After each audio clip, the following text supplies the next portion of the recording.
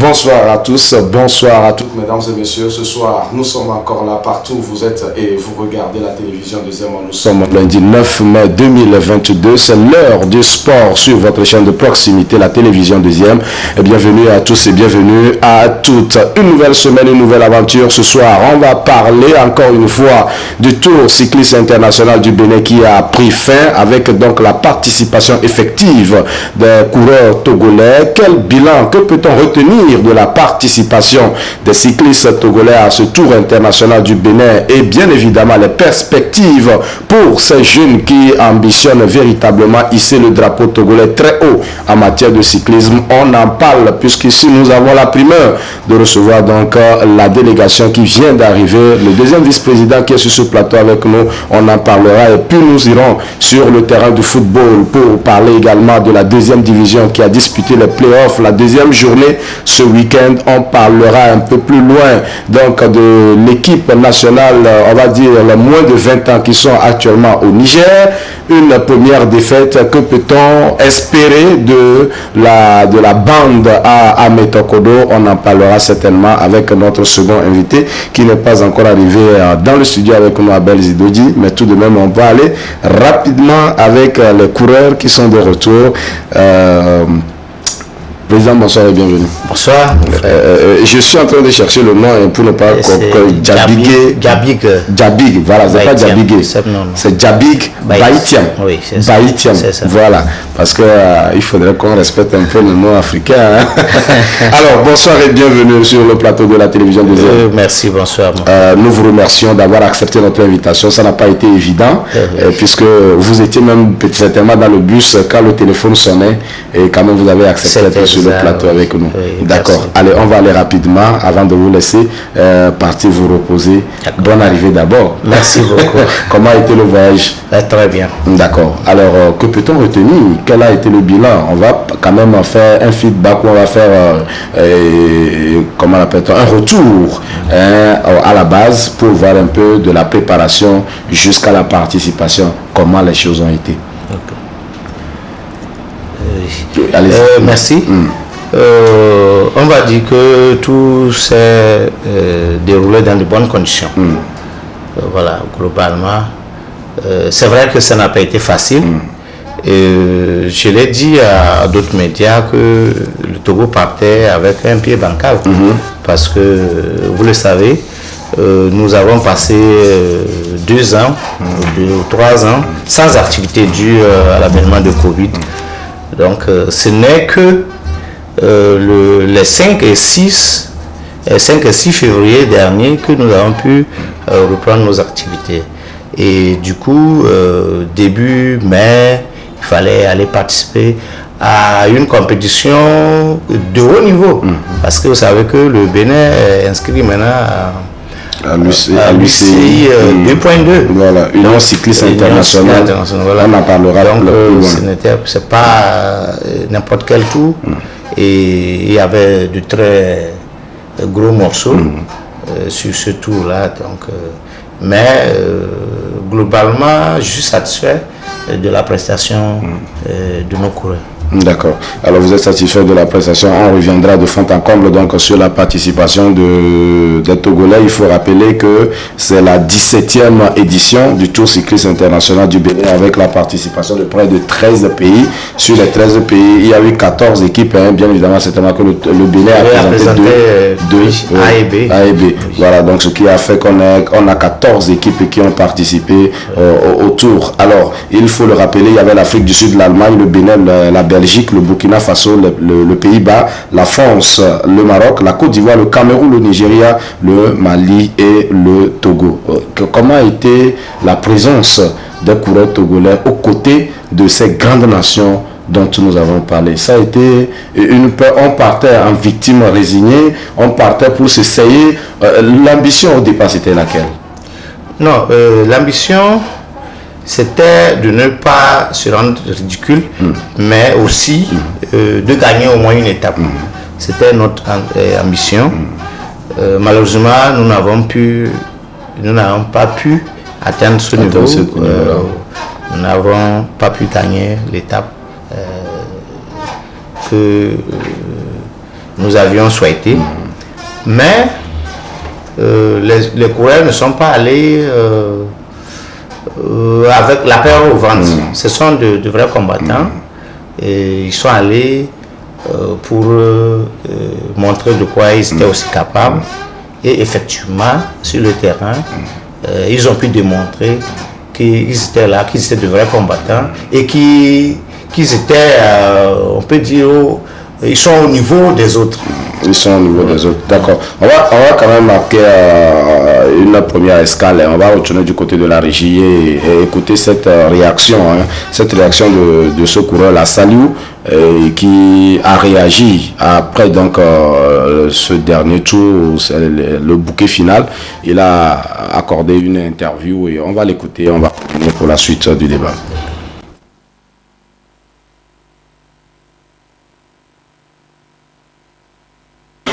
Franchement, je dirais ce Grand Prix était vraiment exceptionnel parce que ça fait déjà 5 ans que je ne suis venu sur ce tour. Déjà avec le niveau des bureaux de notre fédération. Je veux le remercier parce que d'ici 2 mois, il nous a permis et dit qu'ils vont changer de choses. Franchement, notre niveau, toute l'équipe, je vois que c'est bien parce que sans ce qu'ils nous a fait, je suis sûr qu'on ne saurait même pas terminer ce tour. Peut-être même qu'on dirait qu'il n'y aura aucun Togolais qui va terminer ça. Déjà, l'intervalle d'1 mois, on a fait plus de 4 courses. Or qu'on a stoppé le vélo, ça fait déjà 5 ans. On a commencé, ça ne fait même pas 2 mois. Et avec ce niveau UCI 2.2 et qu'on a terminé, franchement, je vois que c'est déjà un premier pas.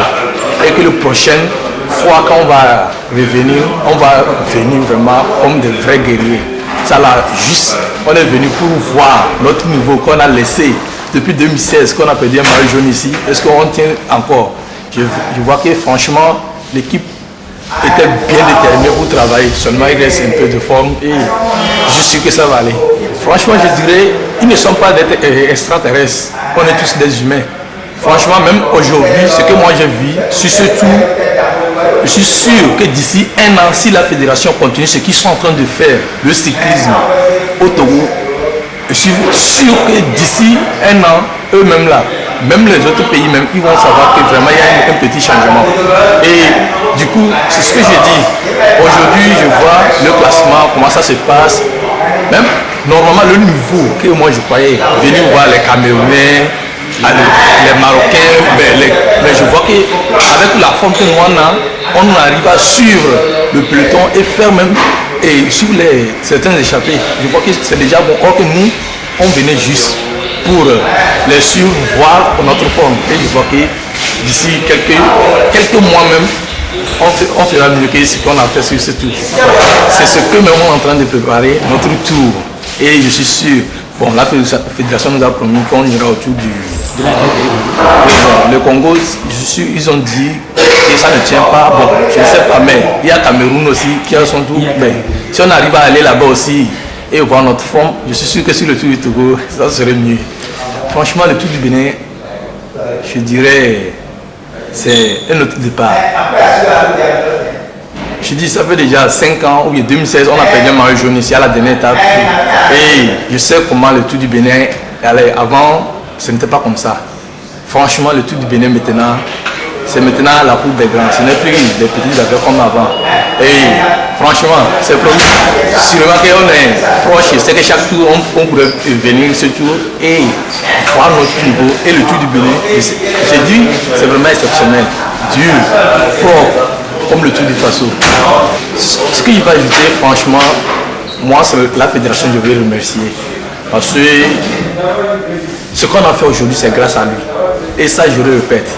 Parce que commencer le vélo 2 mois, intervalle d'1 mois, on a fait les entraînements 1 mois, intervalle d'1 mois, on a fait 4 compétitions nationales et il nous a amenés au mises au vert. Franchement, et je ne sais pas quoi dire pour dire que ce qu'il nous a fait, on a vu les résultats. Et s'il continue, même sens, je suis sûr qu'on va sortir la tête haute. Et bon, je ne sais pas quel mot je vais employer pour dire ce qu'il nous a fait, franchement. Entre le coureur togolais, bon, je dirais, on a un autre esprit. Et je dirais, ce qui s'est passé sur ce tour, même, je suis sûr que tout le monde s'est réveillé. Et on a notre rage qu'on va aller et on va préparer revenir. Parce que déjà, on a fini aujourd'hui, mais il y a certains qui disent, prochain tour du Bénin là, on va voir ce qu'on va faire. C'est que ce qui s'est passé aujourd'hui, et ils savent le pourquoi ça s'est passé, c'est pas que c'est trop dur, bien non. On sait la forme qu'on a, et on sait qu'on est arrivé, c'est pour venir souffrir. Et que tout le monde a pu tenir jusqu'à la fin. Les gars, tout le monde dit, franchement, que la prochaine fois, ils savent que ça ne sera pas comme ça.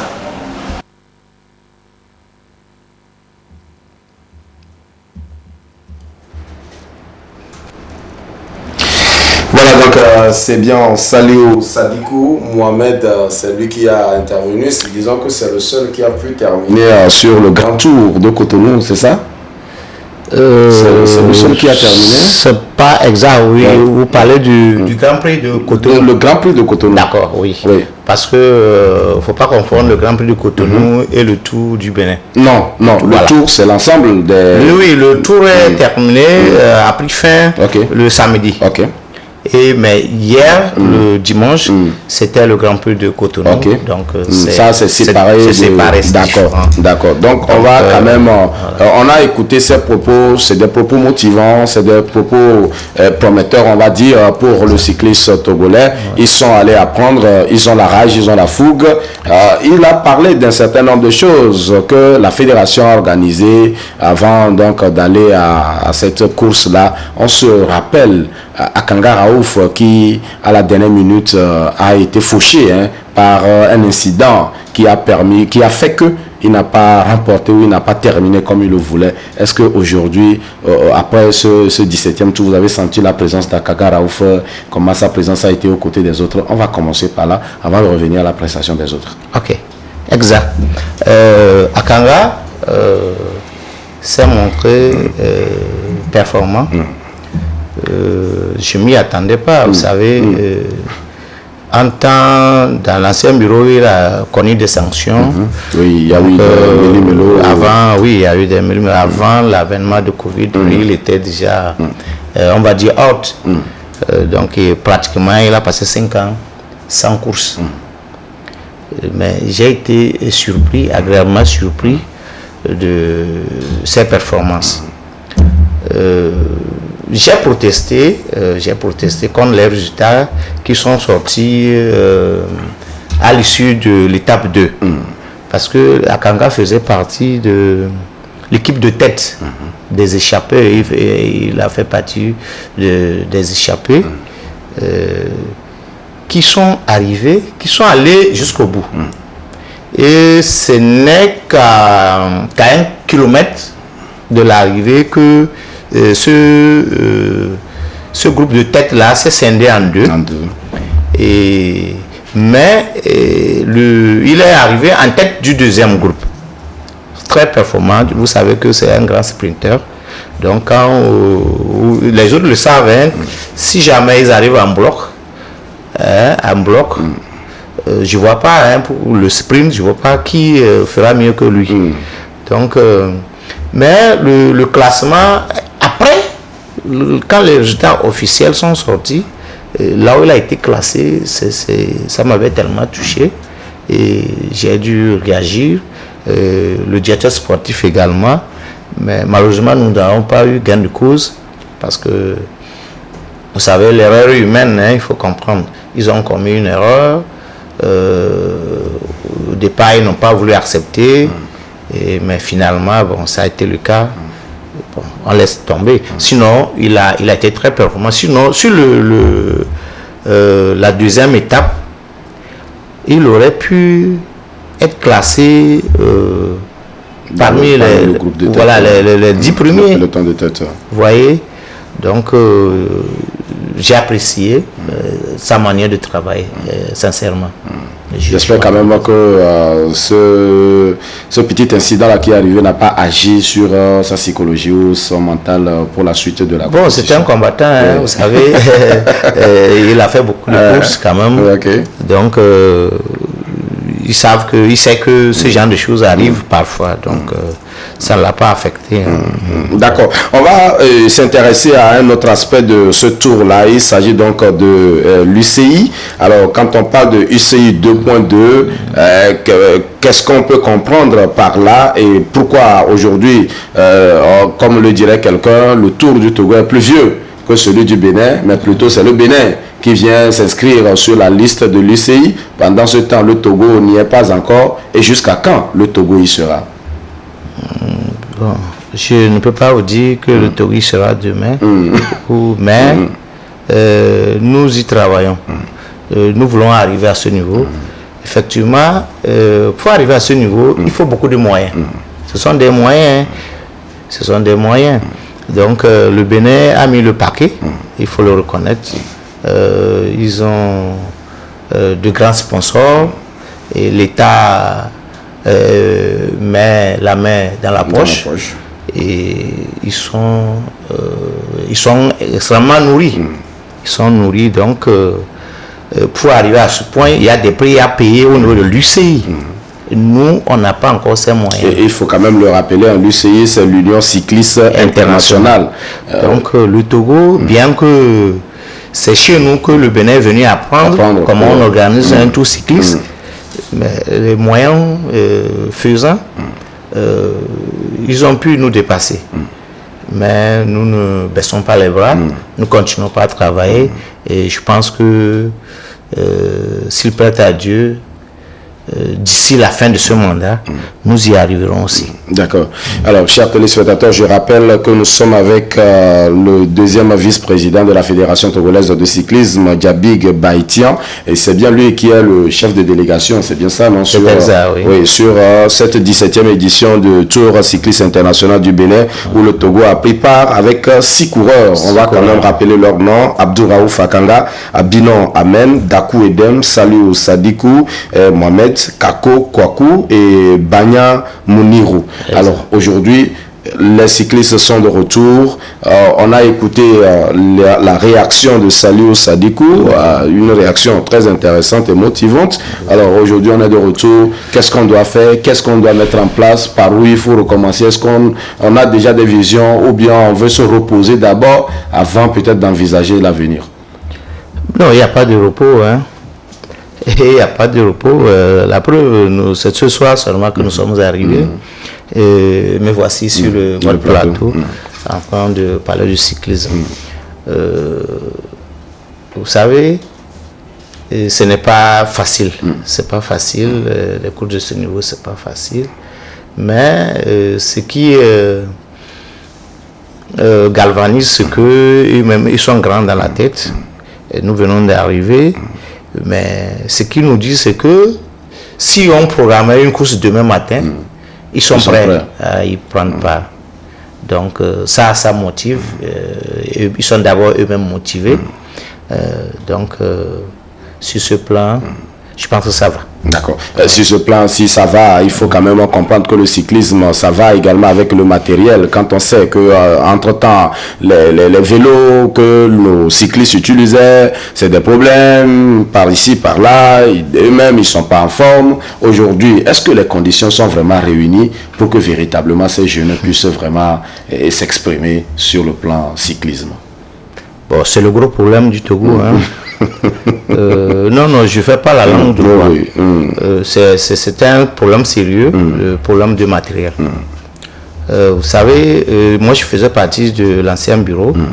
Il y a quand même quelques partenaires qui nous ont soutenus avec quelques vélos neufs. Malheureusement, à la fin du mandat, disons à l'issue du congrès, le président sortant ayant perdu la compétition, l'élection, a dû confisquer, hein, c'est comme ça que je peux le dire, bon, je n'ai rien contre lui, mais il a dû confisquer le peu de vélos que la fédération disposait. Il a déclaré devant vous, les journalistes, que la fédération ne disposait d'aucun vélo. Ce n'est pas moi qui le dis. J'ai contesté cela ce jour-là même. mais ça n'a pas porté fruit. Donc, nous avons un gros souci de matériel. Actuellement, effectivement, la fédération n'a aucun vélo. Aucun. Et les coureurs que nous avons amenés sur le Tour du Bénin, c'est leur propre vélo qu'ils ont utilisé.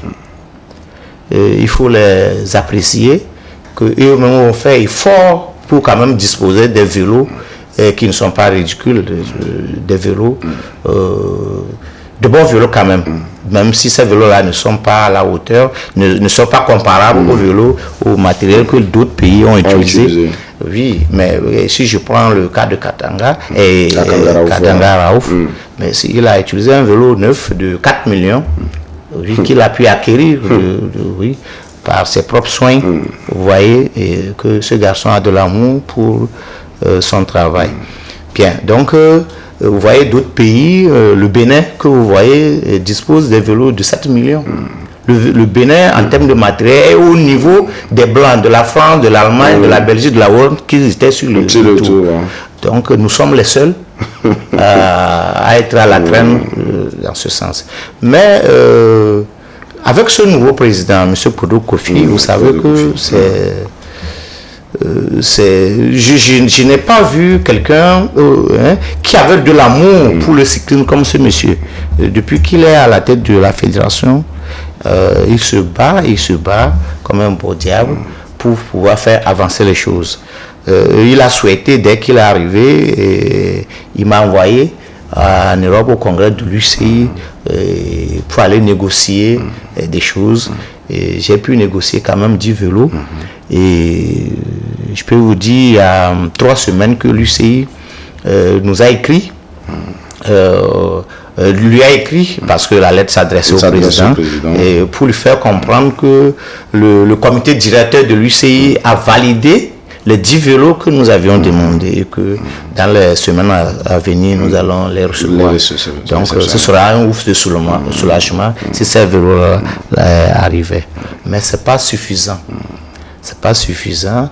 J'en appelle donc aux bonnes volontés de nous soutenir dans ce sens. Vous voyez, en achetant le vélo, ce n'est pas à nous, dirigeants de la fédération, qui allons profiter. Ce n'est pas à nous qu'ils font ce geste, mais à nos enfants, à leurs enfants, aux enfants du Togo, de notre pays. Ils le font à notre drapeau.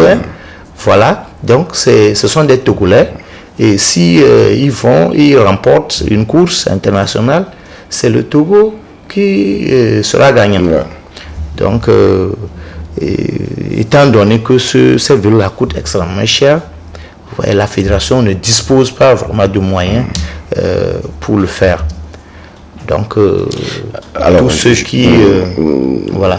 On en appelle donc aux bonnes volontés, on en appelle aux bonnes volontés, aux personnes généreuses pour venir vraiment à la rescousse de ces jeunes-là, puisque on a encore la fraîcheur, on a encore la mémoire fraîche, je vais dire, de cet incident-là qui est arrivé au Bénin sur le tour justement précédent où Raouf Akanga, peu s'en est fallu pour qu'il puisse remporter le maillot jaune, mais malheureusement, il a cassé son vélo et ça n'a pas été. Mais derrière, il y a eu quand même des bonnes volontés, puisque ça a suscité, ça a vraiment suscité de la polémique autour. Les vélos que les Africains utilisent pour la course, du moins c'est pour les Togolais. Et derrière, il y a quand même des bonnes volontés, il y a quand même des personnes qui ont accompagné. On va quand même peut-être sortir de ce débat, voir un peu la relation, la collaboration entre la FTC d'une part et puis le centre Cycling Project de l'autre côté, quelle en est la collaboration aujourd'hui, parce qu'on sait que plusieurs bonnes personnes ou bonnes volontés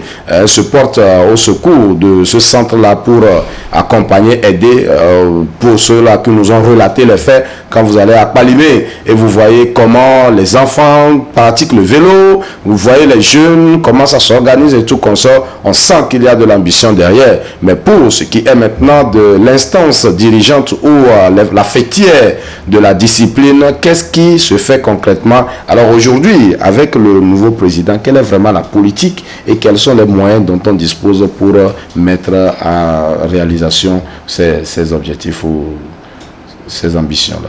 Oui, je l'ai dit, le président ne compte que sur les bonnes volontés, la bonne volonté des uns et des autres. Voilà, déjà, il y a l'UCI qui s'est prononcé, qui va faire quelque chose pour nous. Et bien, nous sommes adressés à pas mal de personnalités de ce pays, et aussi bien public que privé, pour leur demander que du matériel. On leur demande rien d'autre que du matériel. Des ministres, des ambassadeurs, nous avons demandé du matériel à pas mal de personnes. Nous avons écrit à plus de 200 personnalités. Vous voyez, bon, on n'a pas encore la réaction comme ça. Il y en a qui ont répondu.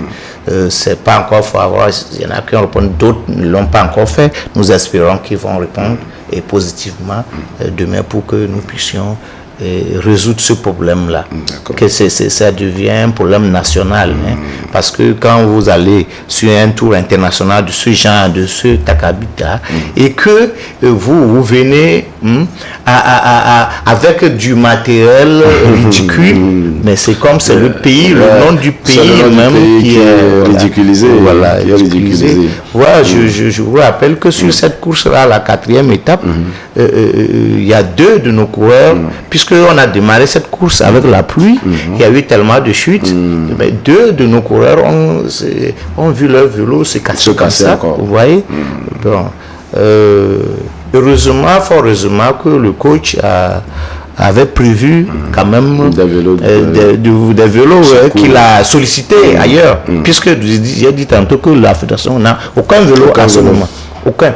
Donc le coach a pu trouver des vélos qu'il a empruntés à d'autres bonnes volontés. Et c'est ces vélos-là qui ont pu servir à ces jeunes-là pour pouvoir continuer la course. D'accord. Alors, on va terminer, M. Diabig Baïtian, avec donc la collaboration, comme je l'avais dit. Nous parlons aujourd'hui, lorsqu'on parle du cyclisme togolais, la personne qu'on regarde beaucoup plus, c'est Akanga Raouf, qui a quand même hissé son nom un peu plus haut par rapport donc à cette discipline-là. Le Tour du Bénin qu'il a révélé avec cet incident qui s'est passé juste derrière, c'est d'autres problèmes qui s'en ont suivi avec la fédération. Il a dû se retirer, il a organisé en solo ses activités de l'autre côté à Palimé. Aujourd'hui, on sent quand même qu'il y a un retour à une bonne ambiance ou à une collaboration entre la fédération et ce coureur-là. Comment a été le processus, le travail qui a été fait aujourd'hui? Est-ce qu'on peut croire qu'il y a quand même de la sérénité, voilà, au sein donc de ces entités-là? Oui, je peux vous le dire. Je peux vous dire que effectivement il y a de la sérénité. Il y a la grande sérénité dans la maison. Vous avez écouté Saliou, vrai combattant, qui a fait de très belles échappées. Et c'est un grand rouleur que vous voyez. Vous avez parlé d'Akanga. Et sur ce tour-là, je n'ai pas vu qu'un seul Akanga, mais j'ai vu des Akanga. D'accord. Vous voyez, donc il n'y a aucun problème aujourd'hui au niveau de la fédération, entre peut-être la fédération et les coureurs. Non, c'est la parfaite cohésion. C'est la parfaite cohésion entre les dirigeants et les coureurs. D'accord. Oui. Merci beaucoup quand même d'avoir accepté notre invitation. Merci infiniment, j'allais dire, d'avoir accepté notre invitation. Vous revenez là du Bénin, on devra donc vous laisser aller vous reposer. Peut-être déjà la prochaine course à laquelle le Togo va participer, puisqu'on a écouté Saliou parler du Tour du Faso, le Tour du Congo. Ils ne savent pas trop au niveau de la fédération. Est-ce qu'il y a un calendrier déjà défini ou bien... Bien sûr, il y a un calendrier défini. Déjà dans ce mois de mai, le 20, il y a les championnats. Okay. Il y a des championnats qui seront le 21 qui seront organisés. Il y a aussi le tour du Cameroun qui aura lieu du 3 au 12 juin. Mais nous n'avions pas été informés. Okay. On ne le savait pas, c'est sur le tour qu'on a eu l'écho. Mais tout de suite, j'ai dû prendre contact avec le président de la Fédération camerounaise de cyclisme quand même pour discuter. Mais je n'ai pas encore fait le point avec mon président. Et on verra. Il a dit que la liste est arrêtée, mais on verra. Comme la liste n'est pas encore publiée, on voudrait bien qu'ils ouvrent cette liste-là pour qu'on puisse s'y intégrer aussi, pour pouvoir aller à la suite de ça. Il y a la RDC qui a été déjà programmée. Et donc, après la RDC, le Tour du Togo naturellement, mais il y a aussi les Jeux de la francophonie que nous aimerions participer. C'est au Congo, Brazza. Ensuite, la Côte d'Ivoire, le Burkina, la Guinée. Oui, nous avons inclus tout ça là dans notre calendrier. D'accord. Ok. Merci infiniment donc à M. Baïtian pour toutes ces précisions. Merci de venir partager avec nous la primeur de l'information par rapport donc au Tour cycliste international du Bénin, 17e édition sur laquelle donc le Togo y était avec 6 coureurs. Chacun a donné le meilleur de lui-même. Aujourd'hui, on retient qu'il y a de la motivation et on espère véritablement revoir ces jeunes sur d'autres courses, sur d'autres événements où véritablement ils vont faire flotter le drapeau togolais. Mais tout de même, ce qu'il faut retenir, c'est que la fédération a également besoin de soutien. Ils en appellent aux bonnes volontés pour aider, parce que le vélo, ce n'est pas le vélo de Ejiranawe ou de TP3, mais c'est des vélos qui viennent de très loin et ça coûte extrêmement cher. Et donc, ceux-là qui aiment la chose, il faut véritablement voler au secours de cette fédération pour aider ces jeunes qui ne rêvent que par le vélo, afin que véritablement ils puissent réaliser leurs rêves.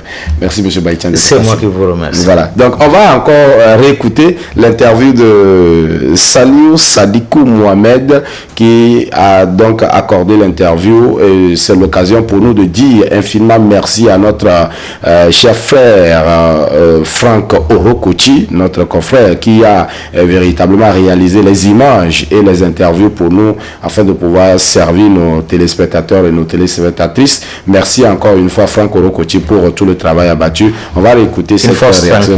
Ah, c'est la force tranquille. Ah, d'accord.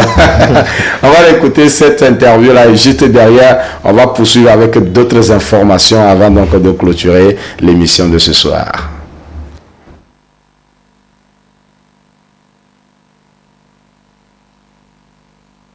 Franchement, je dirais ce Grand Prix était vraiment exceptionnel, parce que ça fait déjà 5 ans que je n'ai plus venu sur ce tour.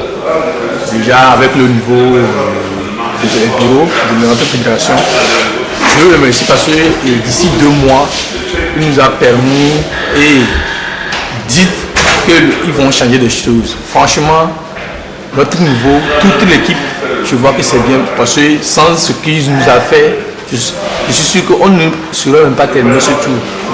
Peut-être même qu'on dirait qu'il n'y aura aucun Togolais qui va terminer ça. Déjà, l'intervalle d'1 mois, on a fait plus de 4 courses. Or qu'on a stoppé le vélo, ça fait déjà 5 ans. On a commencé, ça ne fait même pas 2 mois. Et avec ce niveau UCI 2.2, et qu'on a terminé, franchement, je vois que c'est déjà un premier pas. Et que le prochain fois quand on va revenir, on va venir vraiment comme des vrais guerriers. Ça là, juste, on est venu pour voir notre niveau qu'on a laissé depuis 2016, qu'on a perdu un maillot jaune ici. Est-ce qu'on tient encore? Je vois que franchement, l'équipe était bien déterminée pour travailler. Seulement, il reste un peu de forme et je suis sûr que ça va aller. Franchement, je dirais, ils ne sont pas des extraterrestres. On est tous des humains. Franchement, même aujourd'hui, ce que moi j'ai vu sur ce tour, je suis sûr que d'ici 1 an, si la fédération continue ce qu'ils sont en train de faire, le cyclisme au Togo, je suis sûr que d'ici 1 an, eux-mêmes là, même les autres pays même, ils vont savoir que vraiment il y a un petit changement. Et du coup, c'est ce que j'ai dit. Aujourd'hui, je vois le classement, comment ça se passe.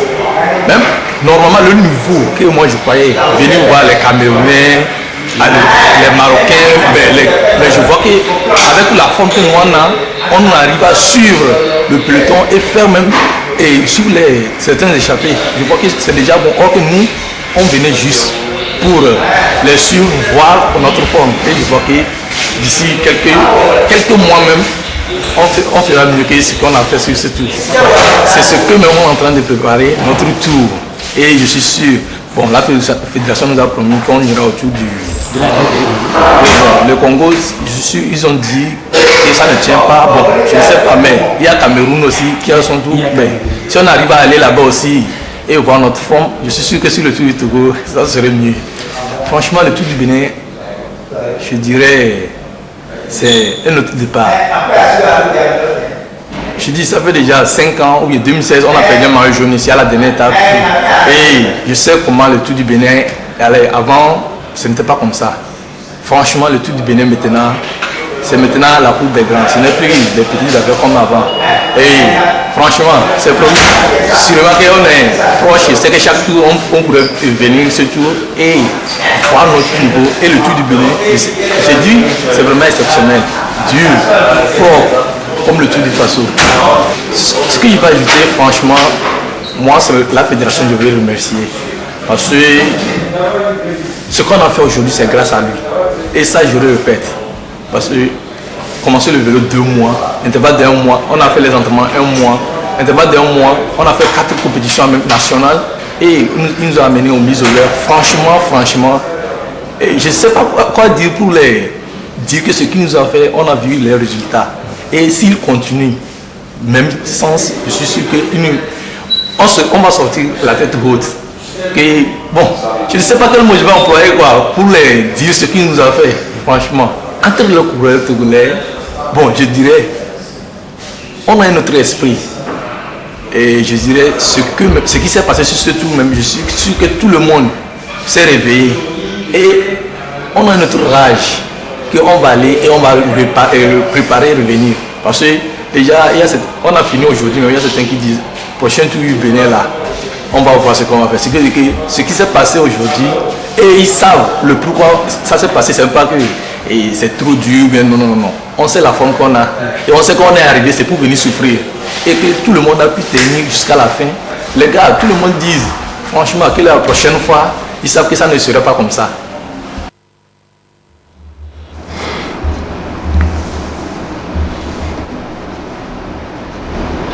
Voilà, à l'instant donc Saliou Mohamed, le coureur togolais, donc qui s'est exprimé à la fin du Tour cycliste international du Bénin. Nous disons encore une fois merci donc à Monsieur Diabig Baïtian, donc le deuxième vice-président de la FTC, la Fédération Togolaise de Cyclisme. Il était le chef d'émission qui était donc sur ce plateau avec nous pour partager avec nous les informations par rapport donc à la participation du Togo à ce Tour international cycliste du Togo. On y reviendra forcément s'il y a encore d'autres informations à décortiquer par rapport à l'équipe togolaise. On va poursuivre donc cette émission avec d'autres informations avant donc de rendre l'antenne. On va parler donc de la deuxième division. La deuxième division qui a disputé ses playoffs ce week-end. 3 matchs étaient au programme. Les 3 matchs donc qui ont été disputés. Voici donc les résultats qui ont sanctionné ces 3 matchs. Tambo était face à Koroki. Tambo a battu Koroki par 2-1. Espoir a dominé Étoile Filante par 2-0. Et puis Fouadan et Djoumbé ont fait match nul de 0 but partout. Au classement général, donc à l'issue de la deuxième journée, des playoffs de la deuxième division, Étoile Filante et Espoir FC de Zior est en tête pour avoir réalisé 2 victoires. Espoir FC de Zior est en tête avec 6 points plus 4. Deuxième, Tambo FC, 4 points plus 1. Étoile Filante est troisième avec 3 points. Doumbé de Mango est quatrième avec 2 points. Fouadan est 5e avec 1 point. Et puis Koroki Metete de Tchamba est 6e avec 0 point. Voilà donc ce qu'il en est pour la deuxième division. Donc on va partir en même temps au Niger pour parler donc du tournoi IFOA B des moins de 20 ans. pour le Togo, il faut le rappeler, le Togo s'est incliné hier donc face au Bénin, 1-0. Les Béninois donc qui ont battu le Togo par 1-0.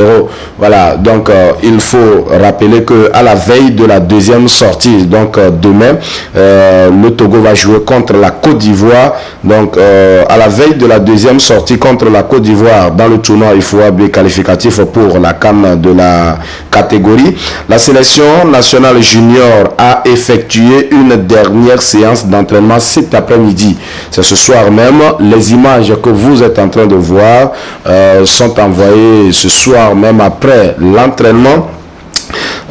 Sélection nationale junior a effectué donc une dernière séance d'entraînement cet après-midi sur la pelouse naturelle du centre technique de la FENIFOOT, la Fédération nigérienne de football. Le Togo joue demain mardi, ça sera donc demain mardi, le 10 à 17h heure du Niger, ça sera donc 16h heure locale ici au Togo, au stade général Séni Kouché de Niamey face à la Côte d'Ivoire. La Côte d'Ivoire qui est vainqueur du pays organisateur, le Niger, lors du premier match. Et donc la Côte d'Ivoire est en train de poursuivre une deuxième victoire après avoir donc battu le Niger.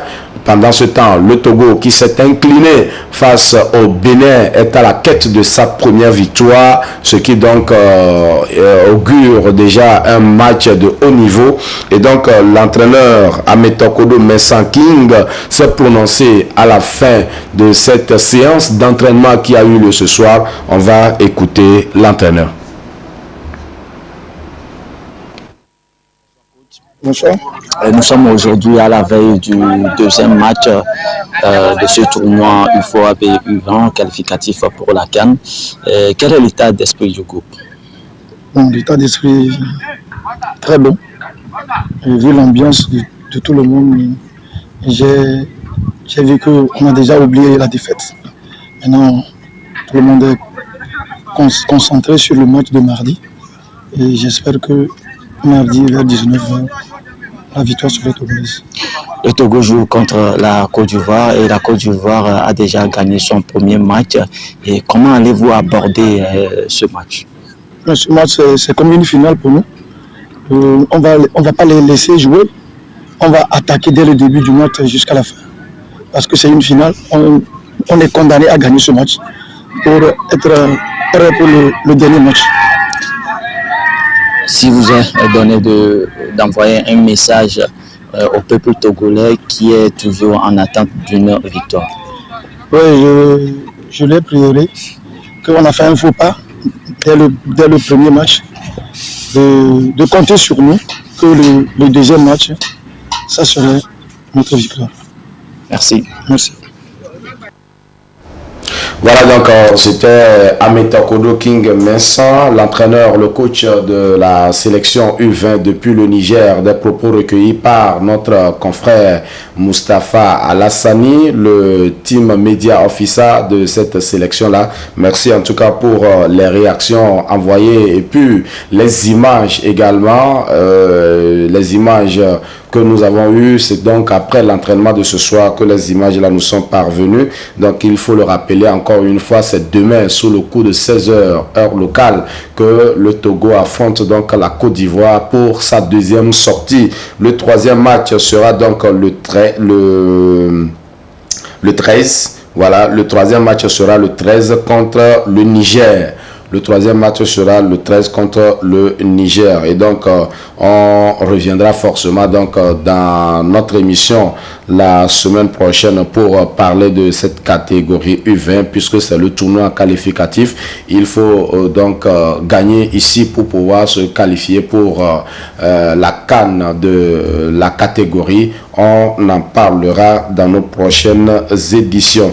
Et dans la foulée, il faut également annoncer que les dames, pour ce qui est du championnat national féminin de football, c'est bien le 14, ça sera donc à samedi prochain, que les dames vont rentrer dans l'arène. Et c'est tellement que les clubs peaufinent les préparatifs dans les états-majors. 12 clubs au total repartis sur deux poules, poule A et poule B, donc vont disputer ce championnat championnat national de football féminin. On parle de Académie Amis du Monde dans la poule A, accompagné de Ahe FC, Atleta FC, Biliva FC, Tempête FC, Wina Girls. C'est bien dans la poule A. Et dans la poule B, on retrouve Bella FC, Djabir FC, Djara FC, Étoile Féminine, Gazelle FC, US Amou. C'est donc sur ces informations que nous allons clôturer l'émission de ce soir. Merci, mesdames et messieurs, chers téléspectateurs, téléspectatrices, amis télésportifs, télésportives, vous qui êtes restés pour nous suivre jusqu'à cette heure. Merci infiniment de nous avoir accordé votre temps, du moins pour ce programme. Le programme continue sur la télévision Deuxième, votre chaîne de proximité. À lundi prochain donc pour une nouvelle émission. Mais pour ce numéro, retrouvez la rediffusion jeudi à mercredi à 11h sur votre chaîne de proximité. Et pour les internautes, nos images sont sur la chaîne YouTube et puis la page Facebook de la télévision Deuxième. Retrouvez l'intégralité de cette émission. On s'arrête ici. Merci infiniment de nous avoir suivis. À très bientôt.